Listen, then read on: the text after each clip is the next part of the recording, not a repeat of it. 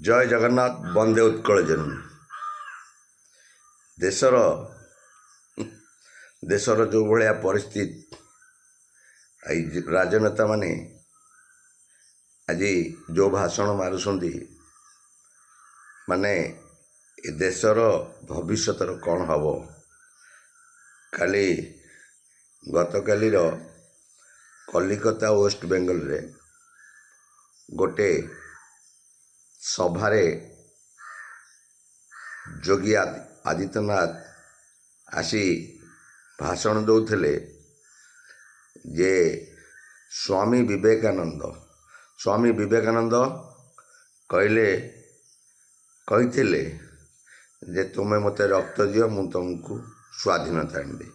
ସ୍ୱାମୀ ବିବେକାନନ୍ଦ କହିଥିଲେ, ତାଙ୍କ ଭାଷଣରେ ସେଇଟା ରଖିଲେ। ଏଇ ତ ଦୁଃଖ ରହିଯାଉଛି। ତାହେଲେ ସୁଭାଷ ବୋଷ କ'ଣ ଗଙ୍ଗା କୂଳେ ତପସ୍ୟା କରୁଥିଲେ? ତେଣୁକରି ଆପଣମାନେ ବୁଝନ୍ତୁ, ଆଜି ଜଣେ ମୁଖ୍ୟମନ୍ତ୍ରୀ ଯଦି ଏଇଭଳିଆ ଅଭିଭାଷଣ ରଖିବେ ଯେ ସ୍ୱାମୀ ବିବେକାନନ୍ଦ मुझे खून दो, हम तुमको ସ୍ୱାଧୀନତା देगा, ତାହେଲେ ଚିନ୍ତା କରନ୍ତୁ। ଏଠି ଯେମିତି ଆମ ଓଡ଼ିଶାର 102 କୋଟି ଟଙ୍କା ପଖାଳ ଖିଆରେ ଉଡ଼େଇଦେଲେ, କିନ୍ତୁ ଗୋଟେ PM କିଷାନ ନା CM କିଷାନ, ଯେଉଁ ଓଡ଼ିଶା ସରକାର CM କିଷାନ ପଇସା ଦେବାକୁ ରାଜକୋଷରେ ପଇସା ନାହିଁ। ଏଇଟା ହେଉଛି ଆମର ଦେଶର ମାନେ ବର୍ତ୍ତମାନ ଯେଉଁ ଅବସ୍ଥା।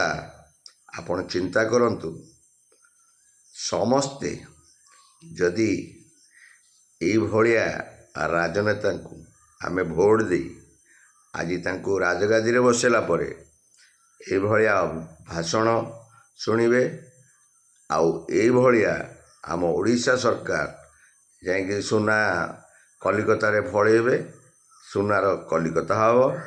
ଓଡ଼ିଶାରେ ଲୋକ ଖାଇବାକୁ ପାଉନାହାନ୍ତି। ସାଧାରଣ ଚାଷ କରିବା ପାଇଁ ଯେଉଁ CM କିଷାନ 2000 ଟଙ୍କା ଦେବା, ରାଜକୋଷରେ ପଇସା ନାହିଁ। ତେଣୁକରି ଆପଣମାନେ ଚିନ୍ତା କରନ୍ତୁ। ଆଗାମୀ ଇଲେକ୍ସନ୍ ଆସୁଛି, ପଞ୍ଚାୟତ ଇଲେକ୍ସନ୍। ଆପଣଙ୍କ ଘର ଆପଣ ସଜାଡ଼ନ୍ତୁ, ଆଉ ନିଜେ ବିବେକକୁ ଟିକେ ଥରେ ପଚାରି ଦେଖନ୍ତୁ ଯେ ଆପଣ କେତେ ଦୂର ଭୁଲ କରିଛନ୍ତି କି କେତେ ଦୂର ଠିକ୍ କରିଛନ୍ତି। ଏଇ ହେଉଛି ଆମ ଦେଶର ପରିସ୍ଥିତି।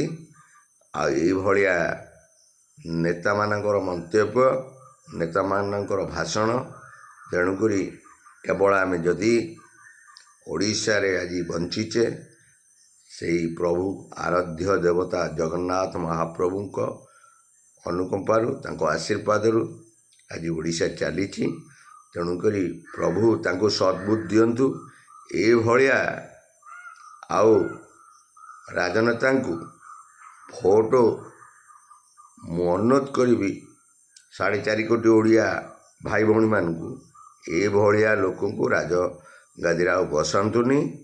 ଆପଣଙ୍କ ବିବେକ, ଆପଣଙ୍କ ଚିନ୍ତାଧାରା ଆଗାମୀ ଦିନରେ ଆପଣଙ୍କ ହାତରେ। ଓଡ଼ିଶାକୁ ସଜାଡ଼ନ୍ତୁ। ଜୟ ଜଗନ୍ନାଥ। ବନ୍ଦେ ଉତ୍କଳ ଜନନୀ।